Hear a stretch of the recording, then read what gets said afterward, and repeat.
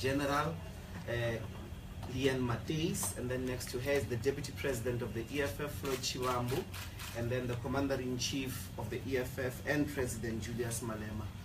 I'm going to now hand over to him to take us through the statement for the day. Thank you very much. Thank you very much, spokesperson Mwiseni Ndozi, the officials of the EFF, members of the media, and fellow South Africans. The economic freedom fighters welcome the long overdue resignation of Mr. Jacob Zuma as the President of South Africa. The EFF is pleased that the man we stopped recognizing as a president after the violation of an oath of office has finally surrendered to the political pressure which the EFF was at the center of for the past 3 years. There is no doubt that the ultimate fall of Jacob Zuma is a direct outcome of the political and the parliamentary work of the EFF. Our relentless efforts in holding Zuma accountable for the Chandler corruption and the ultimate finding by the Constitutional Court that Zuma failed to uphold, defend and respect the Constitution lies at the center of the reason why his presidency was discontinued before the end of term. It should be highlighted that Jacob Zuma did not resign because of his political consciousness and conviction. He resigned because he knew that if he did not do so, he was going to be humiliated and embarrassed by the EFF-led motion of no confidence, which was guaranteed 99% success in the National Assembly. Instead of being pushed by the tactically superior EFF, Zuma jumped into political insignificance, and no amount of historical distortion will rescue him.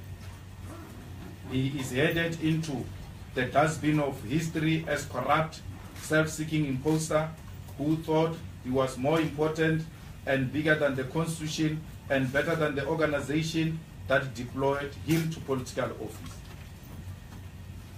In his ignorant, arrogant and political illiterate articulations, Jacob Zuma says he does not know why he had to leave the office of president, because those who engaged with him about his resignation are afraid and actually very scared of him.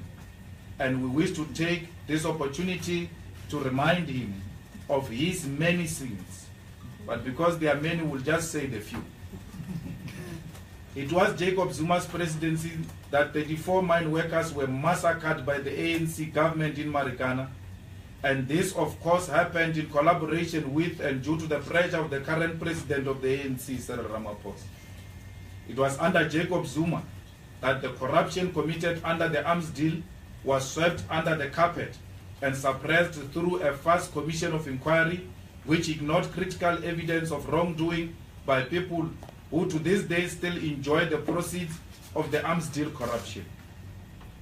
It was under Jacob Zuma that all strategic state-owned companies such as Eskom, Dinel, Transnet, SAA, SA Express, Safcol, CEF, Petro SA and Prasa were auctioned off to a criminal syndicate network led by the Guptas, which laundered billions of rands out of South Africa and caused massive debts in the state-owned companies. It was under Jacob Zuma's presidency that the South African government spent more than 250 million building and renovating private residence through an immensely corrupt procurement process. Jacob Zuma is the only head of state who was found to have violated the Constitution, and he failed to uphold, defend and respect the Constitution. Violation of the Constitution is not a minor issue and should on its own constitute a legitimate reason for resignation as president and head of state. It was under Jacob Zuma that the strategic fuel reserves were illegally sold because certain individuals were paid bribes, to the extent that South Africa currently do not have strategic fuel reserves needed in case of emergency. It was under Jacob Zuma's administration that the criminal justice system, particularly the National Prosecuting Authority, the Hawks, the South African Police Services, Special Investigation Unit, were incapacitated to deal with sophisticated crimes. It was under the leadership of Jacob Zuma that the South African Revenue Services, SARS, was incapacitated and now cannot honestly collect revenue. It was under Jacob Zuma that the state dismally failed to deal with illicit financial flows, tax avoidance, and money laundering because Zuma's friends were busy shifting billions of rands out of South Africa.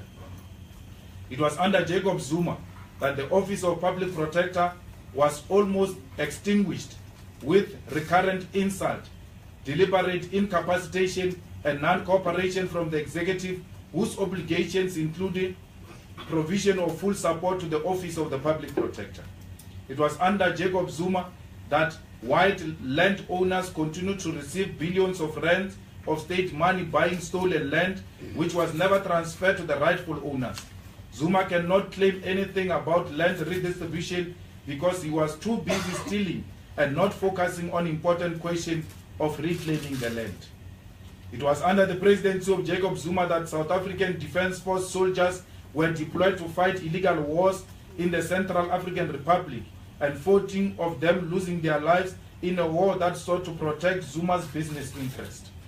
It was under Jacob Zuma's leadership that Colonel Muammar Gaddafi was surrendered to imperialist forces and got killed like a dog in events that resulted in regressive degeneration of Libya. It was under Jacob Zuma's leadership that Morocco rejoined the African Union despite its colonial occupation of Western Sahara to this day. It was under Jacob Zuma where theft of public resources became fashionable because institutions were weakened and no one could call anybody to order.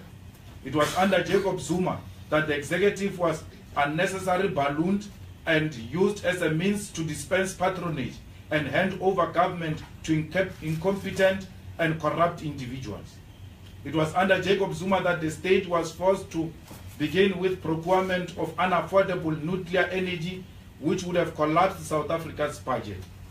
It was under Jacob Zuma that the corruptly awarded tenders to distribute social grants was declared legally and constitutionally invalid and therefore threatening the stability of the country. SASA is a crisis waiting to happen due to corrupt practices and bribes which Jacob Zuma is party to. It was under Jacob Zuma that public health care totally collapsed, signified with the Life as a Demanding massacre and many other public health institutions that have collapsed. It was under Jacob Zuma that the government debt grew by leaps and bounds to the extent that currently the state spends more than 200 billion annually servicing the debt. It was under Jacob Zuma that state-owned companies accumulated a lot of debt due to corruption, with Eskom currently owing more than 470 billion. It was under Jacob Zuma where the appointment of ministers and board members of key state-owned companies was shifted to the Gupta's-led criminal syndicate. It was under Jacob Zuma that the frequent cabinet reshuffles were conducted not with the purpose of improving government services to the people, but with the aim of perpetuating corruption and theft of public resources. It was under Jacob Zuma that the intelligence services were used for corrupt and narrow personal purposes, instead of being used as a means to protect South Africa from security genuine threats. It was under Jacob Zuma that the public broadcaster, the SABC, was significantly weakened and rendered dysfunctional through appointment of incompetent individuals into boards and management of the broadcaster. It was under Jacob Zuma that a relatively progressive minerals and petroleum resources development bill was not passed into law because Zuma was still protecting his own business interest, therefore causing massive uncertainty in the minerals sector. It was under Zuma that unemployment grew significantly and no real sustainable jobs were created. It was under Jacob Zuma that the economy stagnated and a huge number of South Africans lived below poverty line. It was under Jacob Zuma and because of Jacob Zuma that Parliament was militarized, with police, the defense force, and violent bouncers deployed and employed to intimidate and suppress members of Parliament. Should I continue with more reasons? We must further dispel the claim that Zuma gave free education to the country. Free education was as a result of fees must fall generation, which brought Zuma's government screaming and kicking to the table to concede on fee-free education. There are so many other reasons why resignation of Jacob Zuma is long overdue. And for him to claim ignorance of all this represent over-exaggerated sense of aloofness and self-seeking greed. Each and every one of these issues are reasons enough why Zuma's presidency was no longer bearable. The EFF patiently and relentlessly fought against Jacob Zuma's leadership of South Africa because he was a disaster, a post-colonial disaster who almost brought South Africa to its total collapse. The EFF is not sympathetic to Zuma's games of victimhood. He is a con man and a trickster who, when caught in the wrong, plays victimhood with an aim of misleading the gullible into supporting him. We call on all South Africans to not fall victim of Zuma's crocodile tears and victimhood games he plays every time he is in the wrong. South Africa, the whole nation has been a victim of con men, imposter for more than a decade, and no one should fall into the trap again. The shenanigans of Jacob Zuma nonetheless reveal the massive weaknesses of the political party he comes from. The ANC is not an organization that is capable of leading South Africa beyond political liberation. The ANC played an important part in political liberation, but it is totally incapable to lead society to economic equality and prosperity. The ANC is also incapable of fighting corruption and maladministration from within its ranks. If the ANC of Ramaphosa is honest and truly seeks a new and stable future, it must agree to the call for early elections, because this parliament has been complicit in creating the personality cult that is Jacob Zuma, and it must be dissolved to reconstitute a new leadership of South Africa with a fresh mandate from general participation of our people through elections. The ANC has developed a tradition of building personality cults who are beyond reproach. In all these sins and shenanigans, the ANC was the shield that protected Zuma from being held accountable. The ANC defended Zuma even when the whole of society said he is a problem, so a permanent solution in South Africa will be to totally remove the ANC from political office. The EFF has no confidence in the entire leadership of the ANC, and therefore believes that even those who will be elected after Jacob Zuma will be nothing but substitute in the same corruption game and competition. If Ramaphosa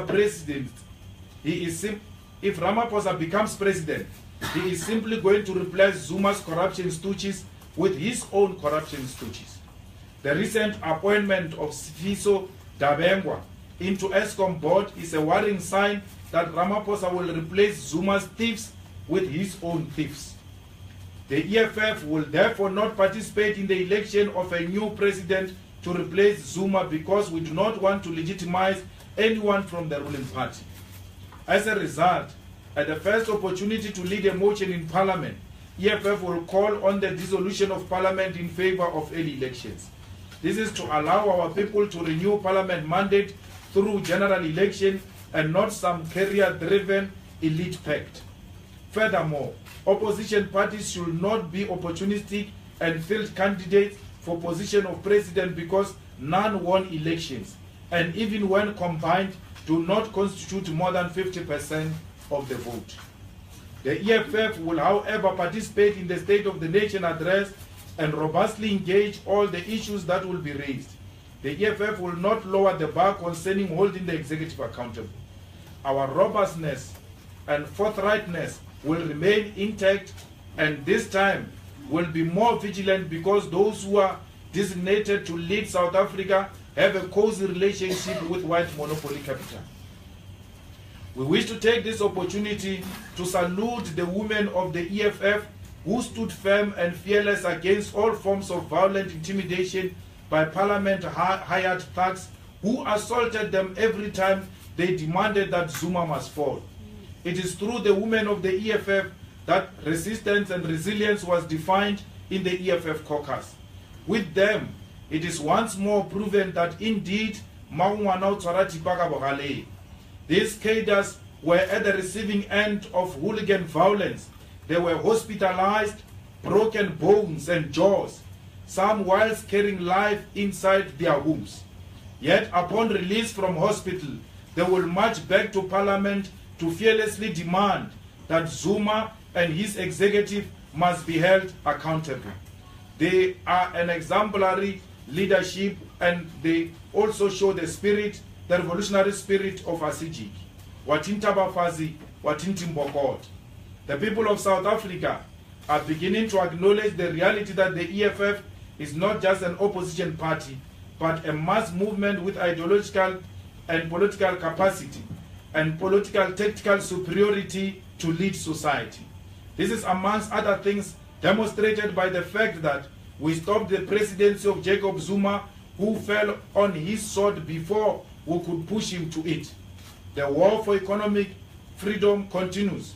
All ground forces must remain vigilant. We salute all the ground forces of the EFF for their determination to fight corruption. We salute the independence of the South African judiciary. We thank all the lawyers who spent sleepless nights to put papers together to stop corruption, in most cases on pro bono basis. We salute the continued reporting of corruption by the South African media. Special thanks to the late Mendire Sow for exposing the Nkandla scandal. We salute Lindiwe Mazibuko for starting the fight on Nkandla corruption here in Parliament before our arrival. We salute opposition parties in Parliament for putting the interest of South Africa above those of their own. Finally, we remember you, Cindy Somagata, and your militant and radical youth, which constituted a threat to Zuma and his corruption. No retreat, no surrender, victory is certain. Hasta la victoria siempre. Thank you very kindly. I'm going to attempt the first round of questions. Those who are sitting at the back where I cannot see you, it will be very preferable that you stand so we can see your hand. Can I try the first round? Yeah. Can everybody hear me now? Yeah. Okay, let's start the first round of questions. 1, 2, 3, this side. Anyone else? Number 4. Okay, let's start with number 4. I'm sure there's a mic like this next to you. Yes, thank you. Absolutely.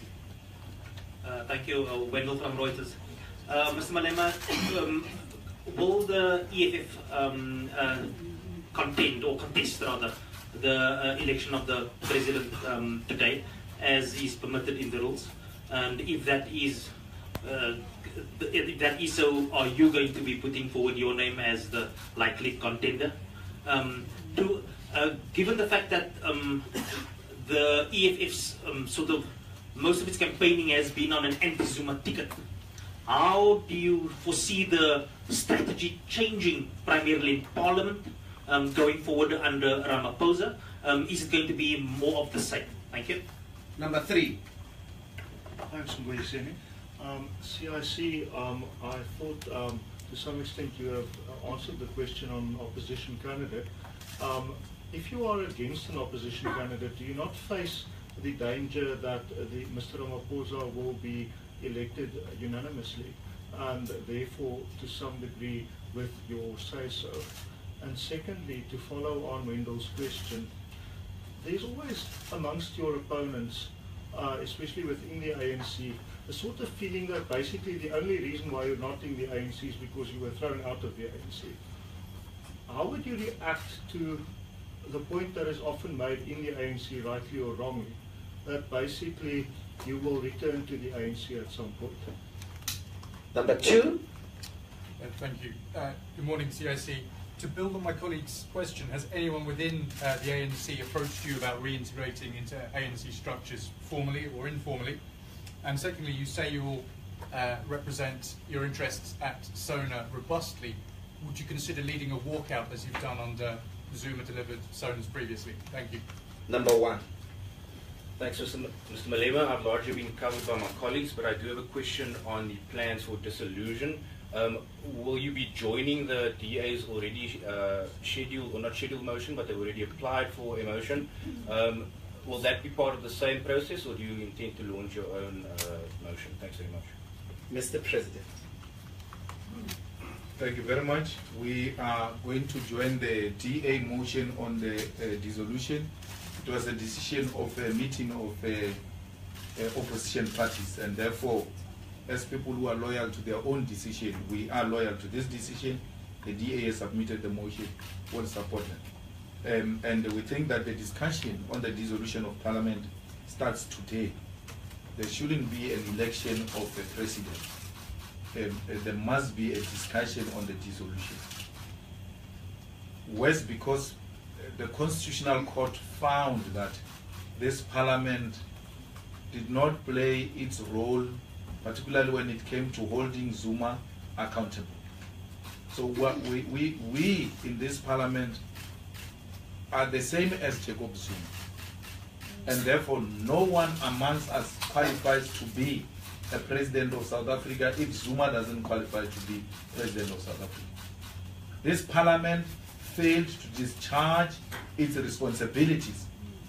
And if anyone wants to be president of South Africa, let's go to the elections, let's get a fresh mandate, let it be the 6th Parliament, not the 5th Parliament. The 5th Parliament is guilty the same way as Zuma is guilty. We cannot be the respecters of the Constitution when it comes to Zuma. But when it comes to us, we want to pretend like we're clean. The court found that we did not discharge our constitutional responsibility in the protection of the public protector, in holding Zuma accountable. That was with regard to Nkanda. The court comes again, says, in the impeachment case, you failed in your duty to develop the rules which will hold Zuma accountable. So we've been Parliament which has been busy over nothing except the protection of Jacob Zuma. So we should just go back and get a fresh mandate. We can be cleansed by the election process. Otherwise, we can't cleanse ourselves. We have to go back and be cleaned by the masses. If the masses say, we love you with your constitutional violation, go back, then we'll come back. So it must be understood like that. Walking out of Parliament is part of the acceptable practice, particularly exercised by the opposition. When the need arises, we'll do that. I was expelled in the ANC by Jacob Zuma, helped by Derek Hanekom and Cyril Ramaphosa. Cindy Somagata, when we launched an appeal, went to have a meeting with Cyril Ramaphosa in one of his offices in Sante, where Cyril said to Cindy, so you guys must appeal because Derek Hanekom has messed up this case. We never had an intention to appeal. When they expelled us, we had accepted and wanted to walk away until we were misled by Cyril, who wanted to shine and give Zuma an impression that he was on his side by expelling us. At the center of all those shenanigans was the big stomach Gwede, the initiator, the man who spent sleepless nights to ensure that we are out of the ANC. So why would you come to me and tell me to come back to the ANC, which is led by the people who were at the center of our suffering?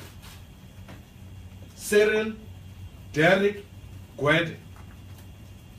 Zuma agreed with them because our youth league approached Zuma and said, we initially agreed that you will serve only one term.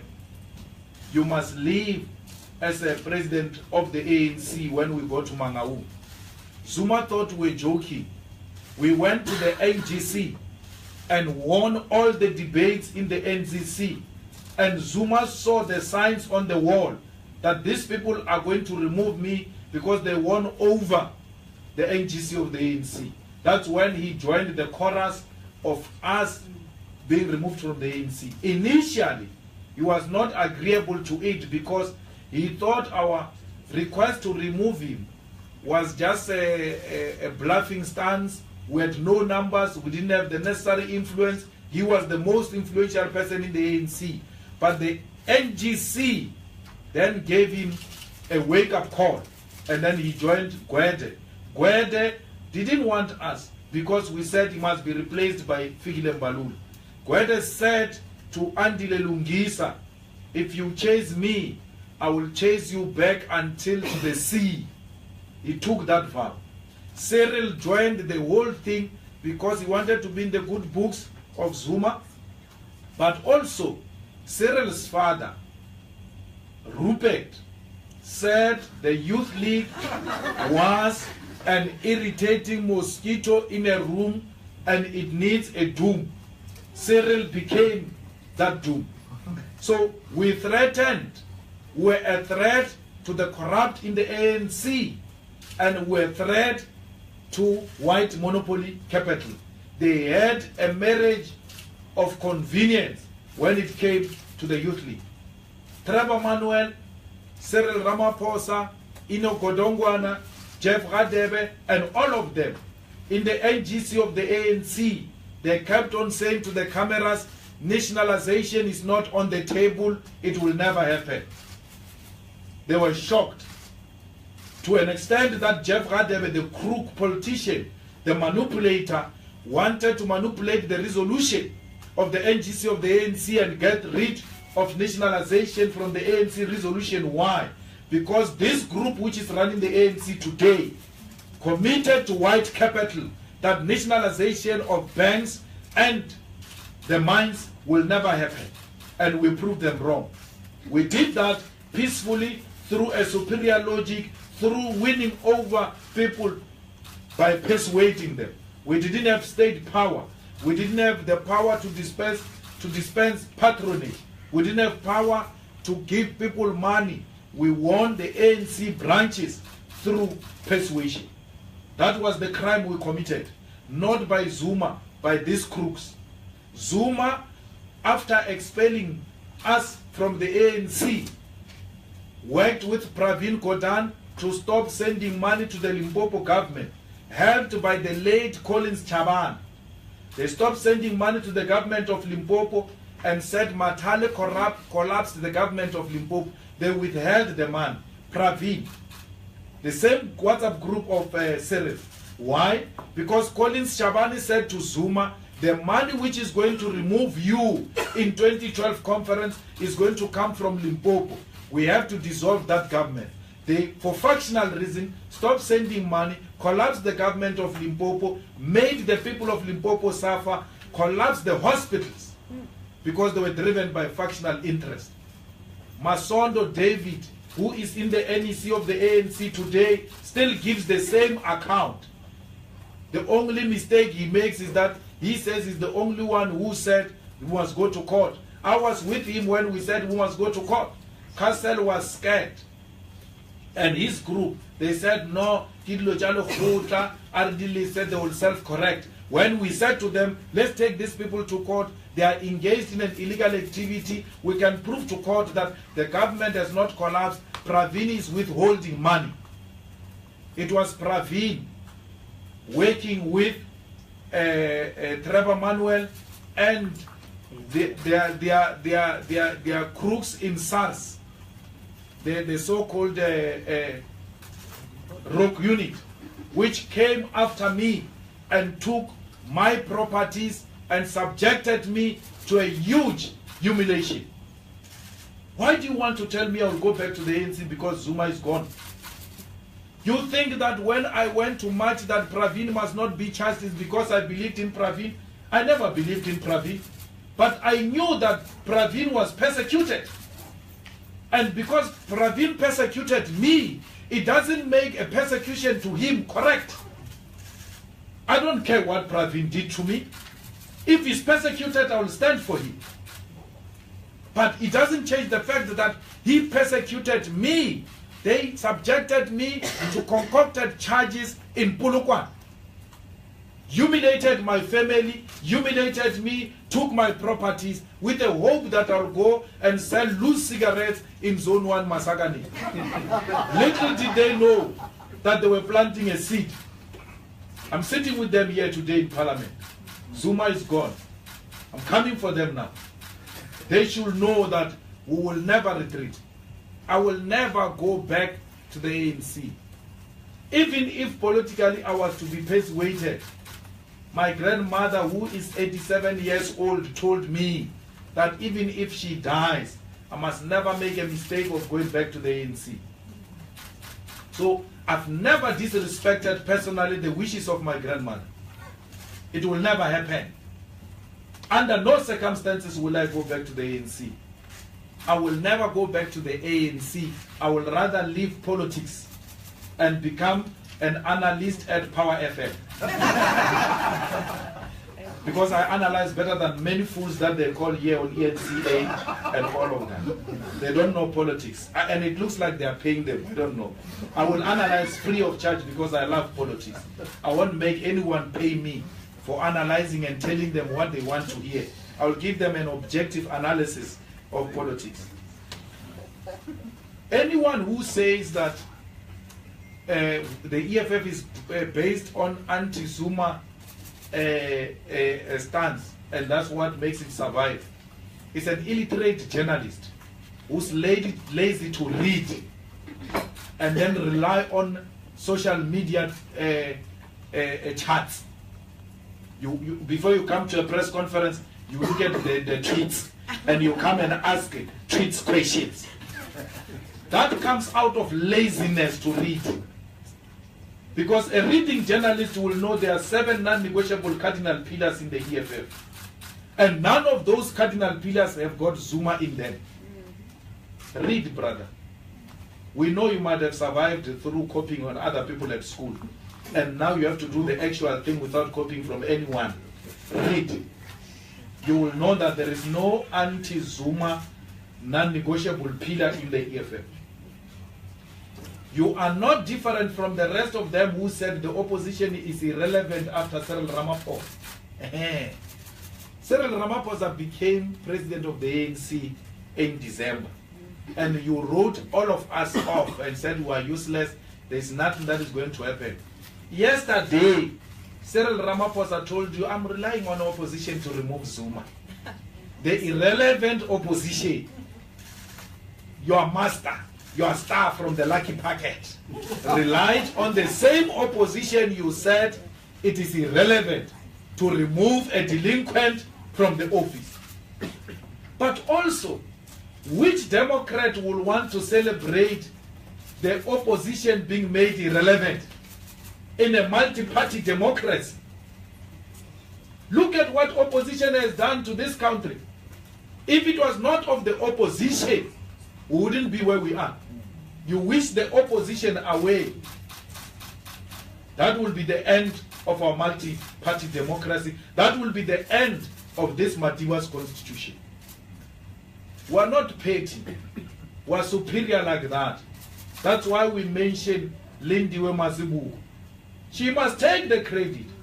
She fought. We cannot overlook the achievement of an African woman, even when she comes from a different party. I've apologized to her personally for calling her names in defense of Jacob Zuma. I did that in a progressive station called Power FM. Because I came to realize later that she was correct. She's my sister. I respect her for having defended our country. We came and took the baton from her. When the white party used her and dumped her, we picked up the baton and continued with the struggle she had started in this parliament. That's why we salute Mendire Soul, because these are possible through progressive journalists who don't succumb to brown envelopes. Exemplary leadership of Mendire Soul from Mail and Guardian should be something that inspires journalists going forward. Journalists should not take sides. Journalists should not succumb to the pressures of those who are in authority.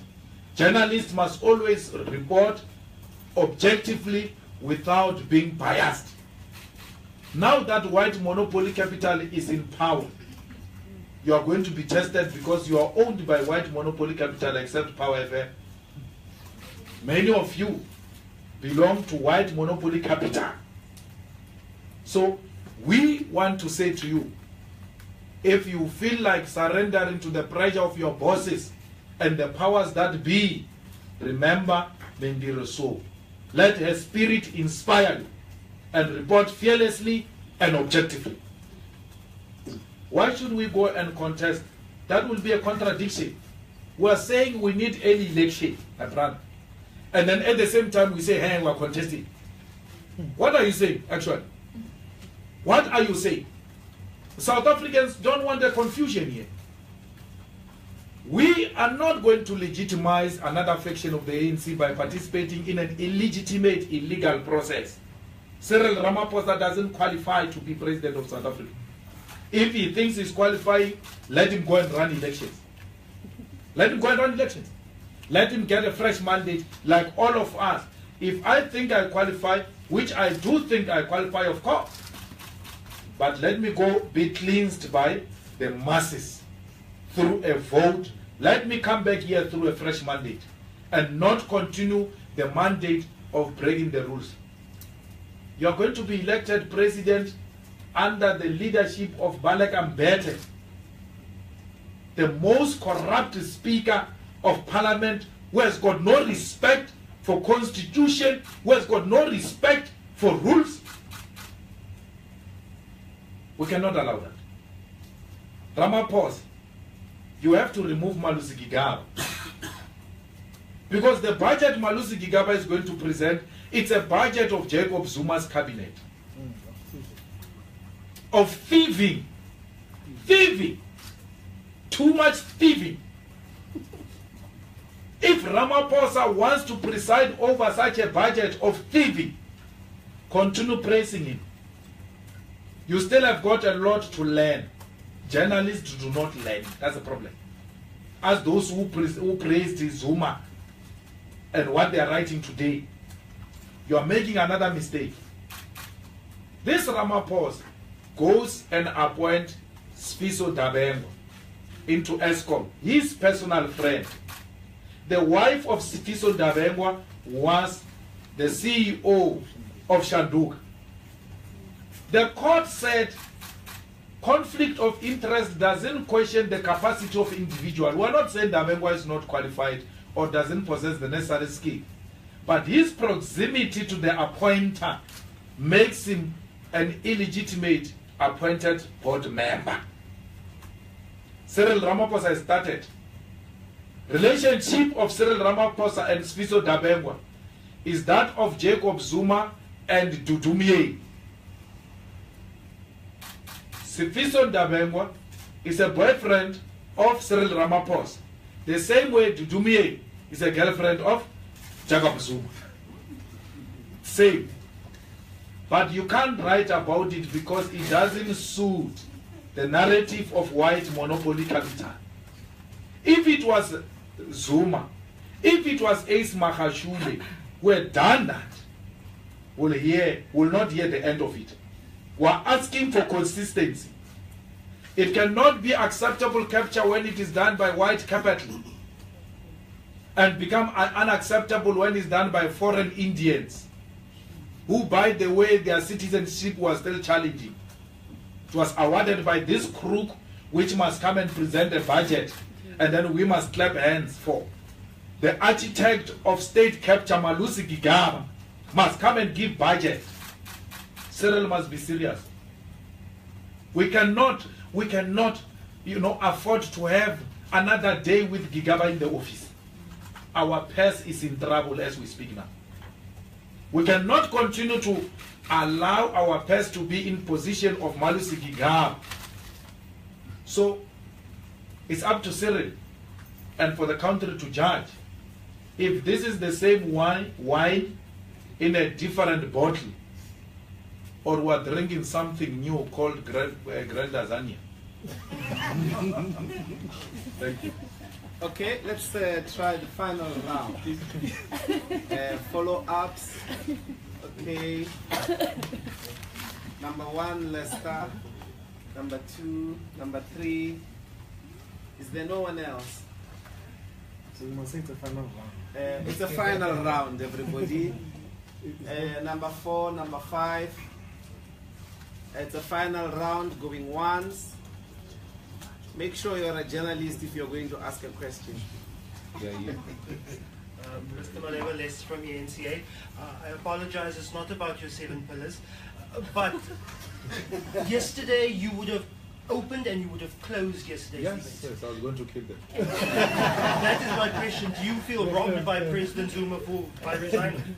Chief, I was looking for that moment. I waited for it for a very long time. And I want to thank my ancestors and God for having kept me until this day. I wanted that moment. I wanted them to bring him here and make him feel, or to Payama Felelo Hibotoko, Palama Tom. So I was denied that opportunity. And when all this was unfolding, I wished that Cindy Somagaga was here to see a man who destroyed his promising future and sent him back to the village to be killed.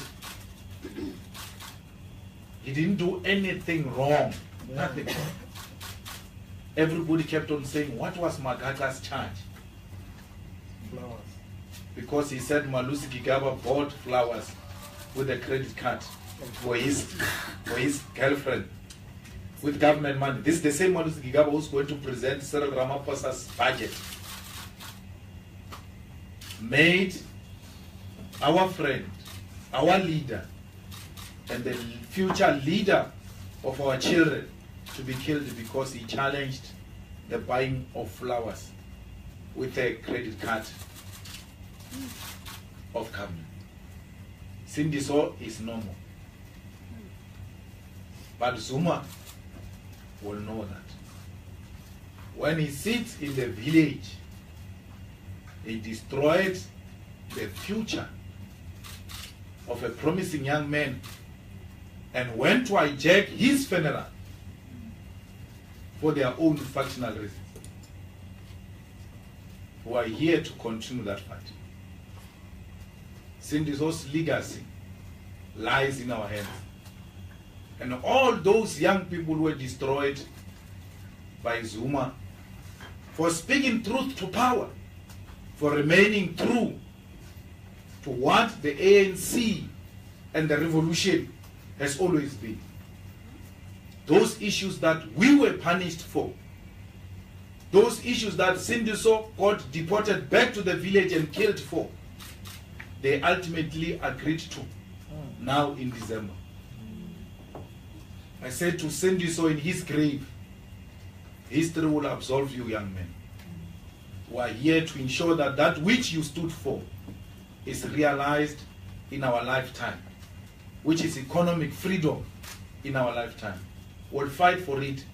It doesn't matter what happens. When we came here, we told you Zuma will not finish his term. And we can tell you now, Zuma will go to jail. Yes. We want to see him suffer until the end for what he did to a generational mission. So it's not over. We're going to fetch him from the village straight to Hoshimampuru prison in Pretoria. And we don't say things that we don't do. I told him when he expelled us, I said, you are fighting with wrong people. Firstly, we've got age on our side. You don't have. We're going to fight you until you're brought in jail. In Sindiso's name, this fight will continue. His children are suffering now. Sindiso's children become a responsibility of everybody. Every day when we wake up, there must be donations and all sorts of things because Gwede, Cyril, Zuma, Derek Hanekom connived to destroy the future of young people. For that, they will pay one by one. Cyril must know Marikana is still awaiting him. Why should I go and join the ANC when the people of Marikana have not received justice till today? They are not paid. No one has taken a responsibility to say we'll compensate those families. The day we go back to the ANC, that is the day those people are going to turn in their graves. We're here to fight. We don't care what we lose. Doesn't matter whether we lose our lives or lose material. It matters not. We want to die with our boots on. And that's what we committed to. Many of our people, many people were with, disappeared and called us names. And I want to tell Cindy Somagaka in his grave that those former leaders of the Youth League who turned against me and you and Floyd in favor of Zuma, they have today not disappointed as expected. They have turned against Zuma. Because that's what they do. They are unprincipled former leaders of the Youth League. The Youth League, it looks like, the Youth League before us, it looks like the SASCOs before our generation. It's constituted by careerists, by people who are obsessed with getting deployment and blue light. Magaka should know that those people who called him names and said they were doing that in favor of Zuma, they are today calling Zuma names. And they will tomorrow call Cyril names.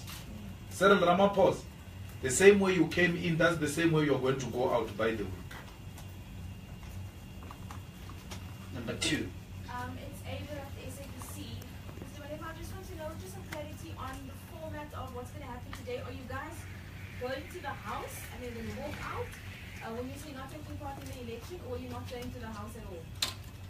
We're going to the House because the Speaker received the letter from Mr. Zuma. The letter will have to be read to the House. We have to be there to receive the victory.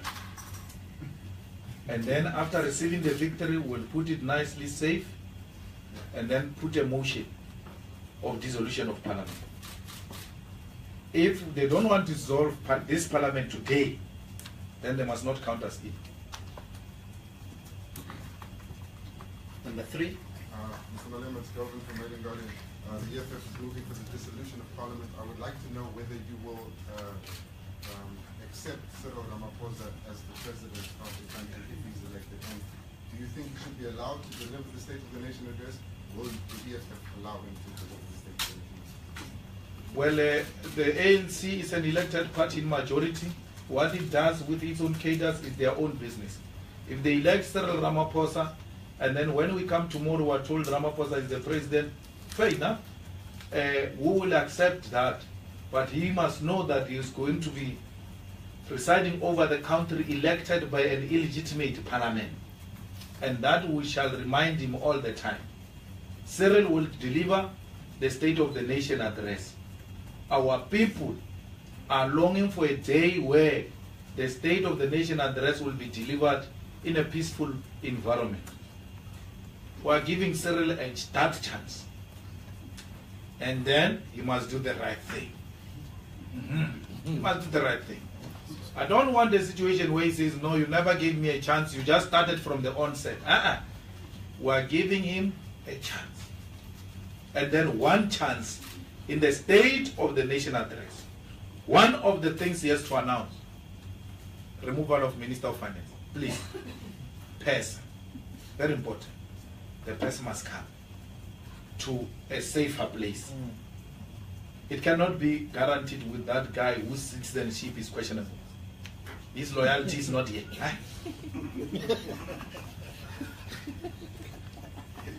Number 4.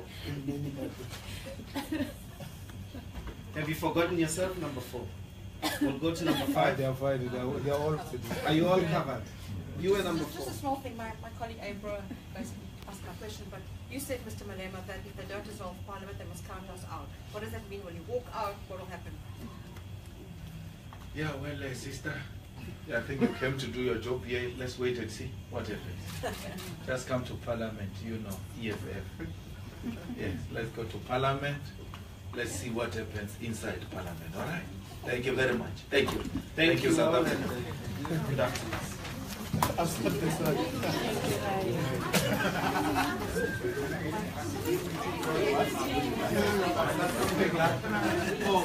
way.